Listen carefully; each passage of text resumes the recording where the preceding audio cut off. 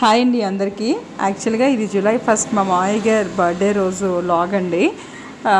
ఆయన బర్త్డే యాక్చువల్గా మార్నింగే వెళ్ళి సెలబ్రేట్ చేద్దాం అనుకున్నాము, కానీ మా మావయ్య గారు కొంచెం డిస్టర్బ్ మూడ్లో ఉండడంతో వద్దు, మాకు ఏం సెలబ్రేషన్స్ వద్దు అని అన్నారు.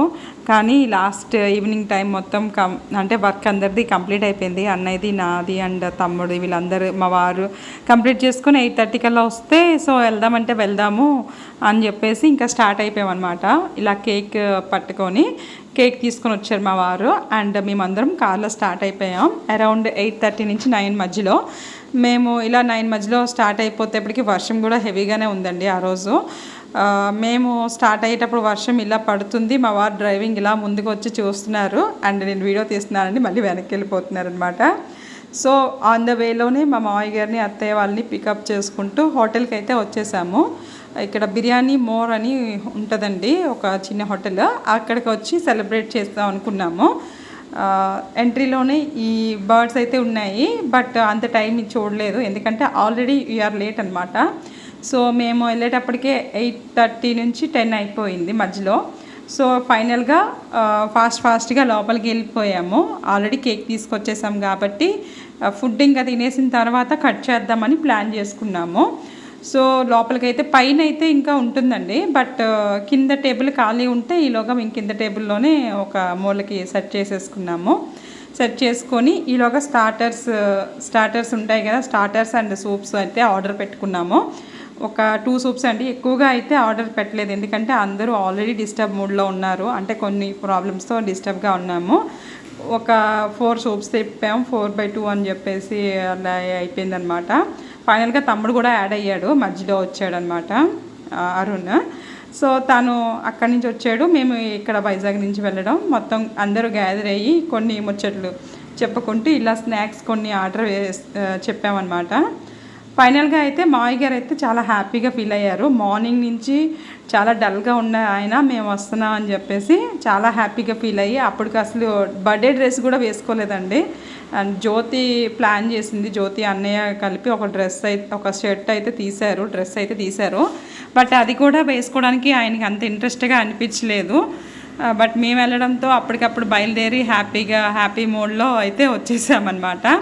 యాక్చువల్గా చెప్పడం మర్చిపోయాను, మావయ్య గారిది 75 బర్త్డే అండి. 75 ఇయర్స్ కంప్లీట్ చేసుకున్నారు, చాలా ఆరోగ్యంగా హెల్దీగా అనమాట. కానీ ఈ మధ్య చిన్న ఏజ్ పెరుగుతున్న కూడా చిన్న ఇవి వచ్చినా చాలా హ్యాపీగా ఉన్నారండి. మేము రావడం అయితే ఇంకా హ్యాపీ అయిపోయారనమాట. యాక్చువల్గా అయితే కొంచెం ప్లాన్ చేద్దాం అనుకున్నాం, 75 ఇయర్స్ కదా, మంచిగా ప్లాన్ చేద్దాం అనుకున్నాను. కానీ బట్ లాస్ట్ మినిట్లో ఇలాగా చిన్నగా సెలబ్రేట్ చేయాల్సి వచ్చింది. కానీ ఇది కూడా చాలా హ్యాపీగా ఫీల్ అయ్యారండి అందరూ.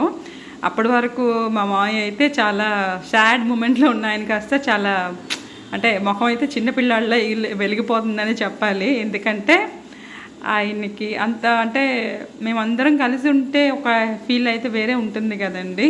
సో సెలబ్రేషన్స్ అయినా ఇట్లా మేమేమైనా ఇలా సెలబ్రేట్ చేసుకుంటాము ఖచ్చితంగా, ఫ్యామిలీ అందరం ఒక దగ్గర ఇది అయ్యి.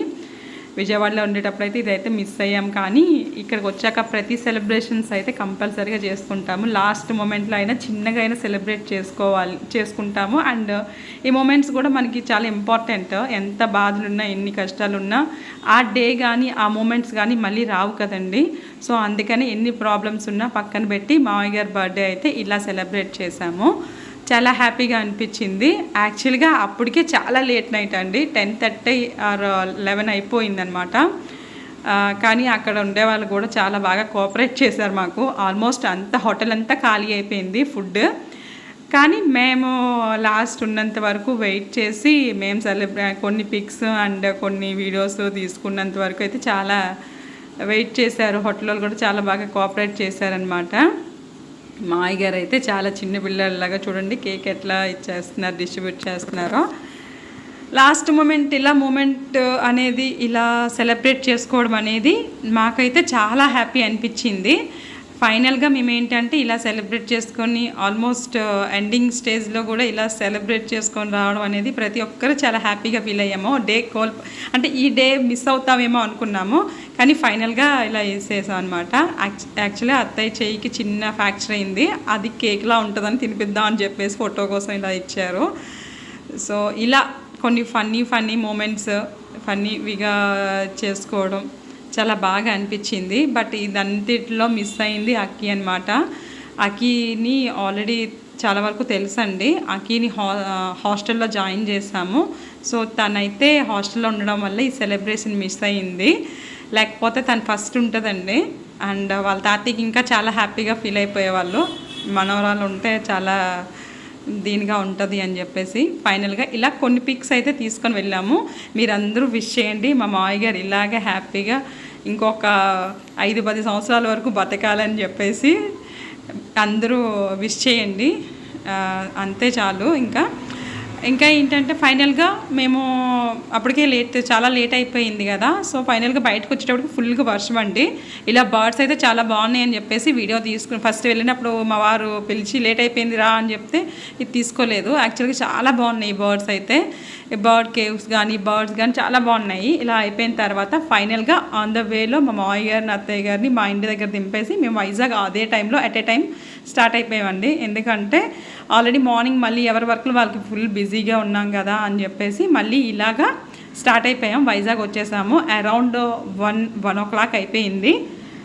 ఆ డే అయితే అలా కంప్లీట్గా full of time evening time అంతా చాలా హ్యాపీగా ఇదైపోయిందని చెప్పాలి. మా వారికి ఏంటంటే డ్రైవింగ్లో నిద్రపోయే అలవాటు ఉంది. సో అందుకనే మ్యూజిక్ ఫుల్గా పెట్టి అలా పాటలు వింటూ వచ్చేసాం. మీకు